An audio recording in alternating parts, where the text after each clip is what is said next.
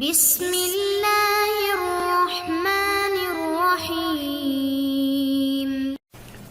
بسم اللہ الرحمن الرحیم۔ معزز طلباء کرام، اللہ تعالیٰ سے امید ہے کہ آپ تمام احباب خیر و عافیت سے ہوں گے۔ آج ہم ہدایہ اول کا سبق نمبر 2 پڑھیں گے، اور اس سبق میں کتاب جو الہدایہ ہے اس کا ہم کچھ تعارف جانیں گے کہ اس کتاب کے اندر ترتیب کیا ہے، کتاب کا اسلوب کیا ہے، اور اس کتاب کو لکھتے ہوئے کتنا عرصہ لگا، مکمل ہونے میں کتنی مدت بیت گئی، اور صاحب ہدایہ کا اس دوران کیا طرز عمل رہا، اور اس کی خصوصیات کیا ہیں، اس کتاب کی اہمیت کیا ہے۔ انشاءاللہ یہ ساری چیزیں ابھی ہم اس میں ڈسکس کرنے والے ہیں۔ تو کتاب کے تعارف سے پہلے اب اگر اس کتاب کا یہاں پر ایک اس سے متعلق ایک شعر دیکھ لیں، اگرچہ اس کتاب کے اندر پورا ایک ہم یہ تو نہیں کہہ سکتے کہ بحر ذخار علم ہے، یہ تو مشکل ہے، لیکن ناممکن بھی نہیں ہم کہہ سکتے۔ دماغ کی جتنی ورزش اس کی عجیب و غریب سہل ممتنع عبارتوں سے ہو جاتی ہے، ہم نہیں جانتے کہ اس مقصد کے لیے ہدایہ سے بہتر کتاب مسلمانوں کے پاس موجود ہے۔ ہدایہ کے پڑھنے والے کجراہی اور غلط روی کے شکار نہیں ہو سکتے۔ خود صحیح سوچنے اور دوسرے کے کلام کو صحیح مطلب کے سمجھنے کا جتنا اچھا سلیقہ یہ کتاب پیدا کر سکتی ہے، عام کتابوں میں اس کی نظیر مشکل ہی سے ملتی ہے۔ بس کسی شاعر نے اس قطعے کے اندر کتنا خوبصورت فرمایا ہے کہ ان الہدایت کالقرآن قد نسخت، کہ ہدایہ نے قرآن کی طرح، جس طریقے سے قرآن نے پچھلی آپ نے سے پہلے والی ساری کتابوں کو منسوخ کر دیا تھا، تو قرآن کی طرح اس ہدایہ نے بھی فقہ کے اندر جتنی بھی کتب اس سے پہلے لکھی گئی تھی، گویا کہ ان سب کتابوں کو اس نے منسوخ کر دیا ہے، اور یہ خود ہی میدان کے اندر راج کر رہی ہے۔ ما صنفوا قبلها، جو کچھ ان لوگوں نے اس سے پہلے تصنیف کیا وہ سب کو اس نے منسوخ کر دیا ہے۔ فی الشرعی، شریعت میں، من کتب، جتنی بھی کتب لکھی گئی فقہ کے اندر، یعنی ایسی عجیب و غریب عبارتیں، ایسی عجیب و غریب کتاب ہے۔ فاحفظ قراءتها، اس کی قراءت کو بھی آپ نے یاد کرنا ہے، حفظ کریں، جس طریقے سے قرآن کو یاد کرتے ہیں اس کے بھی الفاظ کو یاد کریں۔ والزم یا والزم تلاوتها، اور اس کی تلاوت کو، یعنی اس کو بار بار پڑھنا اور اس کا پڑھانا جاری رکھیں۔ تو یہ فائدہ کیا ہوگا؟ کہتے ہیں کہ وہ فائدہ آپ کا یہ ہوگا کہ یسلم مقالک من زیغ ومن کذب، کہ آپ کا جو قول ہوگا، آپ کی جو بات ہوگی وہ کجی سے اور جھوٹ سے پاک ہو جائے گی۔ تو دیکھیں کتنا عجیب و غریب شعر ہے کہ اس کے اندر پوری کتاب کی تشریح اس میں کر کے رکھتی ہے۔ تو معزز طلباء کرام، ہدایہ کی جو تالیف تھی، ہدایہ کیوں لکھنے کا شوق پیدا ہوا صاحب ہدایہ کو، تو اس حوالے سے آپ دیکھیں کہ دل میں ان کے بہت پہلے سے یہ تھا کہ اس طرح کی کوئی کتاب لکھی جائے جو صغیر الحجم ہونے کے ساتھ، یعنی حجم میں بھی کم ہو اور اس کا حجم کم ہو، اور اس کے ساتھ ساتھ ہر نوع کے مسائل پر وہ حاوی ہو۔ اور اس دوران صاحب ہدایہ نے حسن اتفاق سے قدوری، مختصر القدوری دیکھی تو وہ بھی انتہائی خوبصورت مختصر انداز میں اس کو پایا، اور اس طریقے سے امام محمد رحمہ اللہ کی جامع صغیر پائی، اس کو بھی ایک عجیب انہوں نے پایا۔ تو اس لیے انہوں نے اس دونوں کو آپس میں یعنی جوڑ دیا، سلیکٹ کر دیا کہ میں ان دونوں کو دیکھ کر انہی کی روشنی میں انہی کا ایک مجموعہ تیار کرتا ہوں۔ تو انہوں نے بدایت المبتدی کے نام سے ایک مجموعہ تیار کر دیا، قدوری اور جامع صغیر کو سامنے رکھتے ہوئے متن اسی کا لے لیا، اور بدایت المبتدی ایک خلاصہ تیار کر لیا۔ پھر ان کو شوق ہوا کہ میں اس بدایت المبتدی، چونکہ بہت ہی زیادہ مختصر ہو گئی تھی، تو اس کی تشریح کروں۔ تو اس کی شرح لکھی ہے جی کفایت المنتہی، 80 جلدوں میں، یہ 80 جلدوں پر محیط کفایت المنتہی یہ شرح ہو گئی تھی۔ اس کے بعد جب دیکھا کہ 80 جلدوں میں ہے اور اس سے استفادت ہو، اب تو مشکل ہو گیا ہے کہ 80 جلدیں کون پڑھے گا یا کون پڑھائے گا، تو قبا اور استعدادیں بھی کمزور ہوتی جا رہی ہیں آئندہ کے زمانوں میں، تو اس لیے انہوں نے فیصلہ کیا کہ اب اس کو میں 4 جلدوں کے اندر میں اس کو میں مضبوط کرتا ہوں، اور 4 جلدوں کے اندر اس کو پھر ترتیب دے دیا۔ تو یہ 4 جلدیں جو تھی یہ ہدایہ اس پہ مرتب کی گئی، اور جس میں آج ہم ہدایہ اول کو الحمدللہ شروع کرنے جا رہے ہیں۔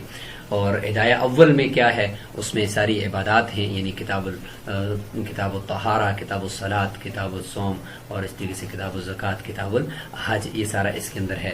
پھر کتاب النکاح وغیرہ اور طلاق کے مسائل جو ہدایہ ثانی کے اندر ہیں، اور پھر ہدایہ ثالث کے اندر کتاب الوضو، اور اس کے بعد بقیہ جو احکامات ہیں وہ اس کے اندر ہیں، اور یہ اس طریقے سے ہدایہ ثالث ہو جائے گی۔ اور ہدایہ رابع کے اندر جو منہیات اور مکروہات ہیں، کتاب الکراہیت کو بہت تفصیل سے، کتاب الصید والذبائح کو بہت تفصیل سے وہاں پہ ذکر کیا ہے، اور شفع وغیرہ کے جو مسائل ہیں ان کو بھی وہاں پہ ذکر کیا ہے۔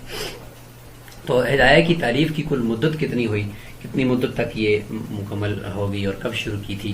تو حضرت نے ماہ ذوالقعدہ 573 ہجری کو بروز بدھ کو ہدایہ کی تعلیف کا آغاز کیا۔ بدھ کو اکثر یہ ہر کام کا آغاز فرماتے تھے، اور ایک روایت بھی اگرچہ اس کے اوپر کلام ہے، اس روایت کو بھی وہ ذکر فرماتے تھے کہ ہر کام بدھ کو جو کیا جاتا ہے تو وہ مکمل ضرور ہوتا ہے۔ تو بہرحال تو ہدایہ کو انہوں نے بدھ والے دن 573 ہجری کو پورا یعنی شروع کیا۔ پھر تقریباً 13 سال کا عرصہ لگا، اور 13 سال کے عرصے میں اس کتاب کو یعنی 4 جلدوں کو مرتب کر دیا۔ اور اس دوران خاص بات یہ رہی کہ 13 سال تک روزے سے رہے، اور جب اس کتاب کو لکھتے تھے یعنی ایام منہیہ جو عید کے دن ہیں اور ایام تشریق ہیں، ان کے علاوہ مکمل 13 سال روزے میں رہے، اور جس دن روزہ ہوتا تھا اس دن اس کتاب کو مرتب کرتے تھے اور لکھتے تھے، اور کسی کو خبر بھی نہیں ہونے دی کہ میرا روزہ ہے۔ تو یہ دیکھیں، یہ اسی لیے اللہ تعالیٰ نے پوری دنیا کے اندر آج 900 سال تقریباً ہو چکے ہیں کہ آج تک یہ کتاب پڑھی اور پڑھائی جا رہی ہے، اور ہر صدی کے اندر یہ نصاب کے اندر شامل ہے۔ تو اس سے آپ اس کتاب کی اہمیت کا اندازہ بخوبی لگا سکتے ہیں۔ ہدایہ کی اہمیت کے بارے میں اگر دیکھا جائے تو فقہ حنفی میں اس کے مقابلے میں کوئی اور کتاب نہیں ہے جس ترتیب سے مسائل کو ذکر کیا گیا ہے۔ آگے چل کر ہم اس کا اسلوب بھی ذکر کریں گے، اس سے بھی آپ اندازہ لگا لیں گے۔ اور دوسرے نمبر پر یہ اس کی اہمیت اس سے بھی ہے کہ تقریباً 900 سال سے یہ نصاب میں شامل ہے۔ اور نمبر 3 یہ بھی ہے کہ ہدایہ سے متعلق حضرت علامہ انور شاہ کشمیری صاحب رحمہ اللہ کا ایک مقولہ ہے کہ میں اگر جتنے بھی کتب ہیں درس نظامی یا اس کے علاوہ ان سب کو میں مرتب کر سکتا ہوں، لیکن یہ ایک 4 کتب کا نام لیا، ایک قرآن مجید، ایک بخاری شریف، ایک مثنوی، اور یہ چوتھی یہ ہدایہ، کہ ان کو میں اگر یہ ختم ہو جائیں تو ان کو میں دوبارہ یا ان کے اوپر میں کچھ انہی کے طرز پر نہیں لکھ سکتا۔ یہ بہت ہی عجیب و غریب کتب ہیں۔ چوتھے نمبر پر یہ ہے کہ بہت سے فقہا نے ہدایہ کو مکمل حفظ کیا۔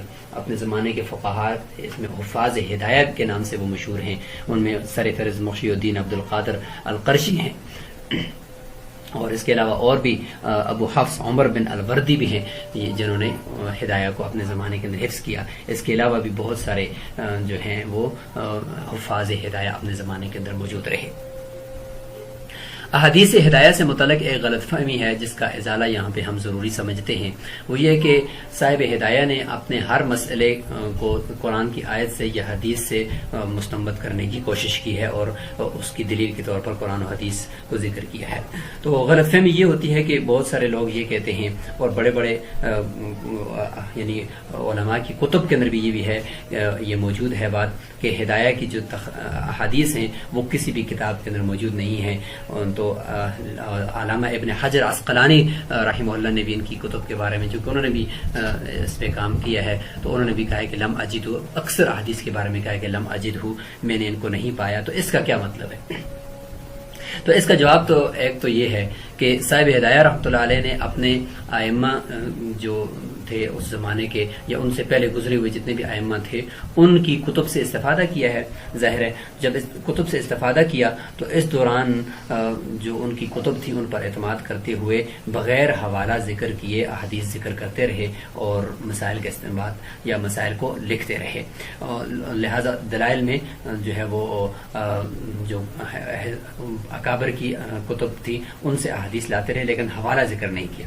یعنی اعتماد ہے. جس طریقے سے بہت سارے اور محدثین جو ہیں وہ اپنے یعنی اپنی کتب کے اندر جو یعنی مطلب بخاری شریف یا مسلم شریف سے جب وہ حدیث لاتے بھی ہیں تو اس کا حوالہ نہیں دیتے کہ چونکہ بخاری اور مسلم کی روایت ہے بس اتنا کافی ہے، اس کا نمبر دینے کی ضرورت نہیں ہے. تو اس لیے صاحب ہدایہ نے بھی اسی طرح کیا. بعد میں فتنہ تاتاریوں کی وجہ سے متقدمین کا ایک بہت بڑا علمی ذخیرہ وہ ضائع ہو گیا، اور وہ کتب بھی ضائع ہوگی جو احادیث کی بڑی بڑی کتب تھیں. تو اسی لیے اب جب ارباب تخریج، اب جو احادیث کی تخریج کرنے والے اس کے بعد کے تاتاریوں کے بعد کے محدثین آئے تو انہوں نے دیکھا کہ بھئی یہ تو کتب میں موجود ہی نہیں یہ احادیث، تو انہوں نے یہ کہہ دیا کہ لم اجد ہو، یا ہم نے کہیں پہ بھی اس حدیث کو نہیں پایا. جبکہ وہ احادیث دوسری کہیں پہ اگر چھان بین کی جاتی تو وہ موجود تھی، لیکن یہ کہ یہ تو نہیں ہے کہ انسان ہمیشہ کلی طور پر وہ ہر چیز کے اوپر وہ حاوی ہو جائے اور تمام چیزوں کا علم اس کو ہو جائے. ایسا ہو سکتا ہے کہ کسی محدث سے کچھ احادیث رہ جائیں اور اس کی نظر میں نہ ہو، دوسری کی نظر میں آ جائیں. اس لیے علامہ قاسم بن جو قطلو بغا ہیں رحمہ اللہ، انہوں نے وہ ساری احادیث جن کے بارے میں علامہ ابن حجر نے فرمایا تھا لم اجد ہو، تو ان کی بھی تخریج ایک کتاب کے اندر انہوں نے کر کے دی ہے، اور اس کتاب کا نام انہوں نے رکھا ہے کہ منیات العلمائی ما فات من تخریج احادیث الہدایۃ للزیلعی. تو اس کے اندر انہوں نے یہ ساری احادیث جمع کر دی ہیں کہ بھائی یہ ساری احادیث موجود ہیں، اگرچہ علامہ ابن حجر کی نظر ان پر نہیں پڑی. تو بہرحال حدیث ہدایہ سے متعلق یہ غلط فہمی کا ممکن ہے کہ یہاں پہ ازالہ ہو گیا ہوگا. شروح اور حواشی ہدایہ کے وہ بہت ہی زیادہ ہیں، عربی کے اندر بھی، اردو کے اندر بھی، فارسی کے اندر بھی، انگلش کے اندر بھی. تو لہٰذا ہم کچھ کا تذکرہ یہاں پہ کریں گے. سب سے پہلے ہم بات کرتے ہیں نہایہ کی. ایک اس کی شرح ہے نہایہ، النہایہ شیخ حسام الدین حسین بن علی کی ہے. الفوائد حمید الدین علی بن محمد الظریر بخاری کی ہے. معراج الدرایا الی شرح الہدایہ شیخ قوام الدین کی ہے. اور فتح القدیر تو بہت ہی مشہور شرح ہے، شیخ کمال الدین محمد بن عبد الواحد معروف ابن حمام کی ہے. اور الکفایہ جلال الدین ابن شمس الدین الخوارزمی کی ہے. اسی طریقے سے ہدایہ کے اوپر اردو شروحات بہت ساری ہیں. چند ایک کا تذکرہ ہم یہاں پہ کرتے ہیں. مولانا محمد مالک اور مولانا محمد میاں جو فرزندان ہیں مولانا محمد ادریس کاندلوی کی، ان کی سراج الہدایہ ہے. اور مولانا محمد حنیف گنگوئی کی السعایہ ہے. مولانا محمد جمیل سکروڈی کی اشرف الہدایہ ہے. اس طریقے سے اثمار الہدایہ یہ مولانا تمیر الدین صاحب کی رحمہ اللہ کی ہے. تو یہ اردو پہ کام ہوا. ہدایہ کی شروحات انگلش میں، انگریزی میں ہیملٹن نامی ایک شخص نے ہدایہ کا ترجمہ کر کے لندن میں شائع کیا ہے. اور ہدایہ کی شروحات فارسی میں بھی تراجم کیے گئے ہیں. اس میں مولانا غلام یحییٰ خان نے فارسی میں اس کا ترجمہ کیا ہے. تخاریج یعنی تجریدات اور تخاریج. تجریدات کہتے ہیں کہ وہ کتب کے جن کے اندر ہدایہ کے یعنی تمام دلائل وغیرہ کو الگ کر کے صرف مسائل کو اور احادیث جو تخریج کی ان کو بھی چھوڑ کر صرف مسائل کو اکٹھا کیا ہے. تو اس سے ایک ہی جلد کے اندر مجموعہ بن گیا ہے پوری ہدایہ کا. تو اس کو کہتے ہیں تجرید، یعنی خالی کر کے صرف مسائل کو ذکر کرنا. تو یہ بھی اس پہ بھی کام ہوا ہے. اور تخاریج کہتے ہیں جو احادیث صاحب ہدایہ نے اپنے کتاب کے اندر مسائل کے دلائل کے طور پر ذکر کیے، ان احادیث کی تخریج کرنا کہ ان کی سند کہاں تک پہنچتی ہے، کون سی حدیث کس سند سے ثابت ہے، اس کے اوپر بھی بڑا کام ہوا ہے. اور اس حوالے سے آپ کے سامنے یہ کتابیں ہیں. النہایہ فی تجرید مسائل الہدایہ شیخ کمال الدین کی ہے کہ انہوں نے ہدایہ کے مسائل کو یعنی دلائل سے اور سب چیزوں سے الگ کر کے صرف نفس مسئلہ یہ ذکر کیا ہے. تو اس سے ایک جلد کے اندر وہ مجموعہ بن گیا ہے. اور دوسرا ہے جی الرعایہ فی تجرید مسائل الہدایہ. یہ بھی تجرید ہے کہ مسائل کو مختصر کر کے ایک ہی جلد کے اندر لے کر آئے شیخ ابو الملیح محمد بن عثمان ابن اقرب. اور العنایہ فی تخریج کے اوپر 3 کتابوں کے نام ہیں کہ العنایہ فی تخریج احادیث الہدایہ، یہ ہدایہ کی احادیث کی تخریج شیخ محی الدین عبد القادر بن محمد القرشی نے فرمائی ہے عنایہ کے نام سے. نصب الرایہ مشہور ہدایہ کی شرح احادیث کی تخریج اس میں کی گئی ہے شیخ جمال الدین یوسف الزیلعی نے. الدرایا فی منتخب احادیث الہدایہ یہ علامہ احمد بن علی بن حجر عسقلانی کی ہے، انہوں نے اس پہ کام کیا ہے. تو اس طریقے سے کر کے یہ ہدایہ پہ کام ہوا ہے. ہدایہ کی ترتیب اور خصوصیات. ہدایہ کی ترتیب میں دیکھیں اور خصوصیات بھی اس کی دیکھیں کہ مسائل کے اثبات کے لیے تو ہدایہ کی ترتیب اور خصوصیات سے متعلق بات کرتے ہیں تو مسائل کے اس بات کے لیے کتاب اللہ، احادیث مبارکہ اور آثار صحابہ سے استدلال کیا ہے. کتاب، باب اور فصل کے عنوان کے تحت مسائل بیان کیے ہیں. کتاب کے تحت مختلف اجناس، باب کے تحت مختلف انواع، فصل کے تحت ایک ہی نوع کے مسائل ذکر کیے ہیں. اس طریقے سے مسائل کو عقلی و نقلی ہر دو دلائل سے ثابت کیا گیا ہے. یہ خصوصیات بھی ہیں اور ترتیب بھی ساتھ ساتھ آپ سمجھ رہے ہیں. کتاب کے اسلوب بیان، عبارتوں کی روانگی اور شائستگی سے یوں محسوس ہوتا ہے کہ یہ ادب عربی کی اعلیٰ معیار کی کوئی شاہکار ہے. کتاب میں پہلے بدایت المبتدی کی عبارت ذکر فرماتے ہیں، پھر اس کی جامع معنی تشریح فرماتے ہیں. یہ اس کی ساتھ ساتھ ترتیب بھی آپ سمجھ رہے ہیں. مصنف کا عمومی طرز یہ ہے کہ فقہائے متبوعین کے اقوال بیان فرماتے ہیں، پھر ان کے دلائل ذکر فرماتے ہیں. جو قول مصنف کی نظر میں راجح ہو اسے آخر میں ذکر فرماتے ہیں. صاحب خطوری تو شروع میں ذکر فرماتے تھے، جبکہ صاحب ہدایہ آخر میں ذکر فرماتے ہیں اپنے راجح قول کو، اور اس کی دلیل بھی آخر میں ذکر فرماتے ہیں، جو فقہا کے دلائل کا جواب بھی ہوتی ہے. آخر میں تمام فقہا کے جو دلائل کا وہ جواب بھی ہوتی ہے. والفضل ما شہیدت به الاعداء، یعنی وہ لوگ جو صاحب ہدایہ سے یا فقہ حنفی سے یعنی کچھ آراء کا اختلاف پہ رکھتے ہیں تو وہ بھی اس کو اپنی نصاب میں ان کو شامل رکھا ہوا، تو یہ بھی اس کی ایک گواہی ہے جو غیر دے رہے ہیں. کتاب کی تشریح و توضیح میں علماء امت کی صدیوں سے بہترین ذہانتیں صرف ہوئی ہیں، یہ بھی اس کی ایک بہت بڑی فضیلت ہے. دنیا کی مختلف زبانوں میں اس کے ترجمے ہوئے ہیں، شروع اور حواشی لکھے گئے ہیں، جیسے کہ ابھی آپ نے دیکھ لیے. صاحب کتاب بیان مسائل کے دوران گزری ہوئی جو قرآنی آیت ہوتی ہے اس کے بارے میں جو فرماتے ہیں ما تلونا، یہ ذکر کرتے ہیں ما تلونا کا معنی کہ جو پہلے آیت ذکر کی اس کے بارے میں، اور دلیل عقلی کی طرف اشارہ کرنے کے لیے ما ذکرنا، یہ دلیل عقلی کے لیے ہوتا ہے، اور حدیث کی طرف اشارہ کرنے کے لیے ما روینا، یہ ذکر فرماتے ہیں. تو اسی کے ساتھ ہمارے جو یہ سبق ہے یہ مکمل ہوا، اور الحمدللہ یہاں پہ ہم نے ہدایہ کی ترتیب اور خصوصیات کو بھی جان لیا، اور اسی کے ساتھ ہدایہ کی صاحب ہدایہ کا جو طرز ہے ہدایہ کے اندر اس کو بھی ہم نے سمجھ لیا ہے. انشاءاللہ باقاعدہ ہم سبق نمبر 3 کے اندر فقہ کی تعریف اور اس کے احکامات کو ذکر کر کے کتاب کو انشاءاللہ باقاعدہ شروع کر لیں گے. تو آج کے سبق میں آپ نے 2 سوالوں کے جواب تو ضرور دینے ہیں. ایک تو یہ دینا ہے کہ ہدایہ کی کتاب کی کچھ نمایاں خصوصیات اور ترتیب ذکر کریں، اور دوسرا آپ آج کے اس میں یہ ذکر کریں کہ ہدایہ کی 2 یا 3 شروحات کے نام لکھیں. السلام علیکم ورحمۃ اللہ وبرکاتہ.